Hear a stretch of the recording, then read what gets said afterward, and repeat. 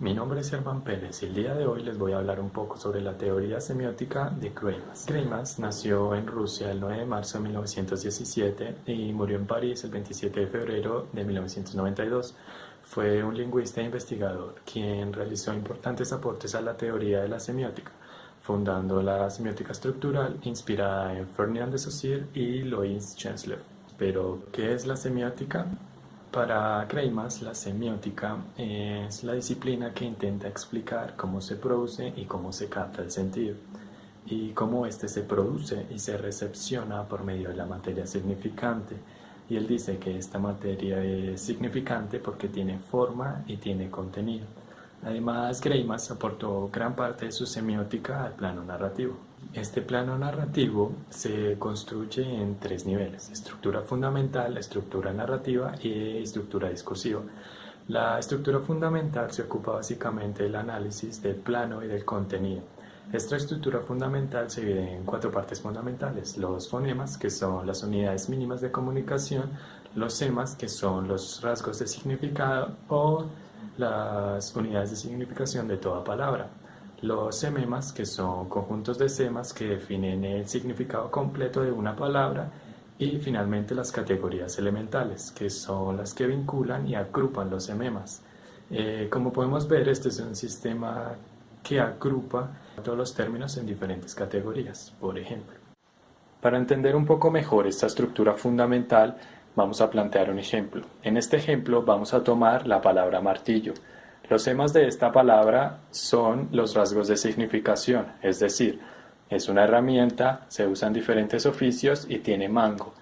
Los sememas es la unión de todos aquellos rasgos, es decir, el martillo es una herramienta que se usa en diferentes oficios, tiene mango y sirve para golpear.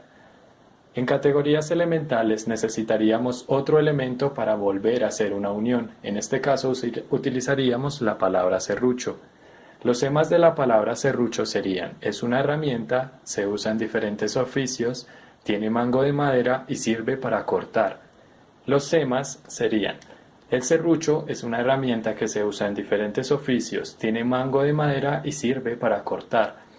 Como ya tenemos martillo y ya pensamos en el serrucho, las categorías elementales de estas dos palabras la podríamos agrupar en herramientas. La segunda estructura es la estructura narrativa, y esta se organiza sobre los sememas y es llamada por Greimas como el modelo actancial, que es el análisis aplicado a los relatos para conocer cada función y los diversos papeles de los actantes. Pero, ¿qué es un actante?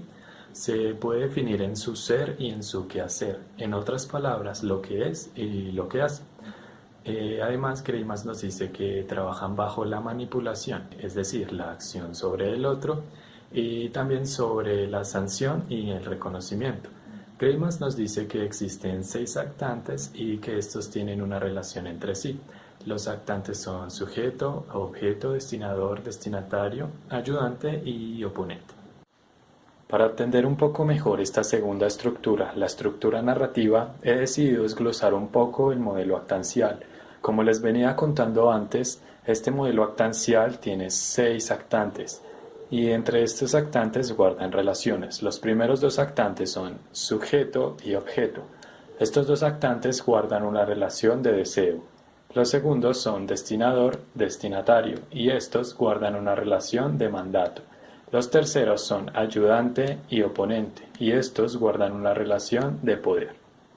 Finalmente encontramos la estructura discursiva, y esta estructura discursiva son los sememas que se organizan en el discurso y se agrupan para dar lugar a configuraciones discursivas. La segunda parte fundamental de su teoría es el cuadrado semiótico, que es la base de la semiótica greimasiana y está planteado a un nivel elemental de significación. Este cuadrado se funda en las operaciones más simples de la mente humana: la aserción, negación e implicación. Primero, empezaremos por definir la aserción. Se define como la afirmación recíproca entre los elementos de la oposición, lo que nos dice que los dos elementos se necesitan mutuamente para definirse. Tenemos el elemento A y el elemento B. Después encontramos la negación. Como su nombre lo dice, es la negación lógica de ambos términos. Y esta negación hace que de estos dos términos principales salgan términos nuevos, lo que implica femenino, no femenino, y masculino, no masculino. Tercero, tenemos la implicación. Implica una consecuencia al final de la estructura. Los términos subcategóricos se proyectan hacia los primeros, lo que quiere decir que cuando algo no es masculino, tiende o implica a ser femenino. Y por último, tenemos la categoría C. Esta categoría C o término compuesto se puede interpretar de dos formas. La primera son las cosas en común entre los términos A y B. En este caso, podemos desarrollarlo como la sexualidad. En el segundo caso, es la manifestación intermedia de lo que se da al mismo tiempo. En este caso, encontramos el hermafrodismo. Y este simplemente es un pequeño resumen de la teoría de Greimas. Muchas gracias por ver.